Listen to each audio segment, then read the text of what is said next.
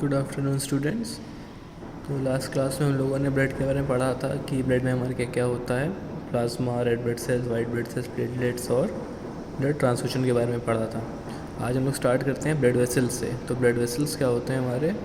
Blood vessels वो चीज़ होती हैं जो हमारे ब्लड को ट्रांसपोर्ट करती हैं हमारी पूरी बॉडी में। जैसे कि ब्लड वेसल्स में हमारे आते हैं आर्टरीज़, वेन और कैपिलरीज़। तो जनरली वेसल्स मतलब हम लोग कहते हैं कि जो हमारे ट्रांसपोर्ट करने की लाइंस होती हैं ब्लड को, जैसे कि हम लोग पहले आर्टरीज़ लेते हैं। आर्टरीज़ क्या होती हैं? आर्टरीज़ जो हमारी हैं वाइड, इलास्टिक और थिक वॉल्ड वेसल्स होती हैं, मतलब मोटी सी ये नसें होती हैं एक्चुअली कहा जाए तो।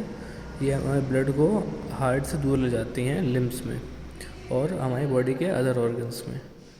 उसके बाद हमारी वेन्स आती हैं। वेन्स क्या होती हैं? जो नसें देखते हैं आप लोग, ये सब हमारी आर्टरीज वेन्स हैं। तो इनका क्या फंक्शन होता है? ये veins bring back blood from the tissue and organ of the body. जो हमारी आर्टरी ब्लड लेके गई है, वेन्स उसको वापस लेके आती हैं। ठीक है। तो जब हमारा ब्लड प्रेशर होता है वो इसी के थ्रू मेंटेन होता है। ब्लड तेज़ जा रहा है, आ रहा है, तो उसको हम लोग ब्लड प्रेशर को नापते हैं ऐसे ही। फिर नेक्स्ट टॉपिक है हमारा कैपिलरीज़।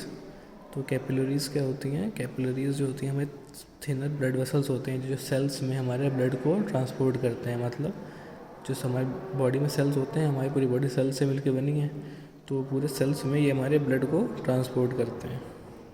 फिर नेक्स्ट हमारा आता है हार्ट। हार्ट क्या होता है आपको पता ही है।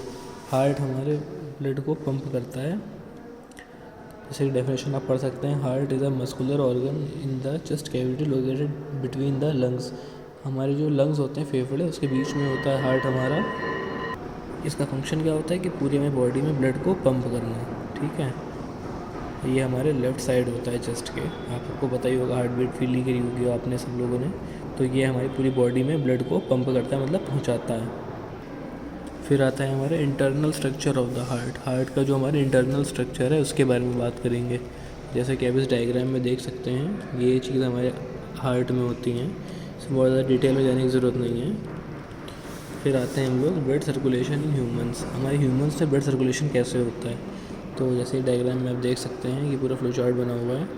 सबसे पहले ब्लड आपका हार्ट में होता है, फिर आर्टरीज़ में जाता है, फिर कैपिलरीज़ में जाता है, फिर वेन्स में और फिर वापस हार्ट में आ जाता है। जैसे कि हार्ट से ब्लड गया पहले आपकी पूरी बॉडी में आर्टरीज़ के थ्रू, फिर पूरे सेल्स में जहाँ पहुँचता है वो आपके कैपिलरीज़ में के थ्रू जाता है। फिर वेन से जो ब्लड है वापस आता है हार्ट में। ठीक है। हार्ट में ब्लड फिर पंप होता है।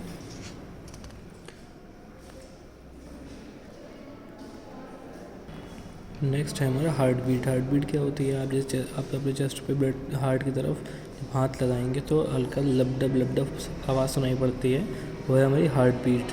ठीक है। तो हार्ट बीट आपने फील करी रखी होगी। उसके बाद हम आते हैं पल्स पे। पल्स क्या होती हैं? आप लोगों ने देखा होगा डॉक्टर आपके हाथ, जब तबीयत ख़राब होती है तो आपके हाथ पकड़ते हैं कलाई पे, वो कुछ दबा के फील करते हैं, तो हल्का सा आप भी देख सकते हैं वो पल्स होती है। वो भी ऐसे हार्ट बीट की तरह चलती है। कभी अपनी कलाई के आगे के पोर्शन पे हाथ रख के देखिएगा, वहाँ आपको फील होगी वो पल्स। तो वो बिल्कुल हार्ट बीट की तरह ही होती है। ठीक है। तो वो होता है कि आपकी ब्लड जो है वो रशिंग जो हो रही है पूरी बॉडी में एक हार्ट बीट में, वो बताता है। ठीक है। पल्स है हमारा। इतना हो गया, बाकी नेक्स्ट क्लास में कंटिन्यू करेंगे।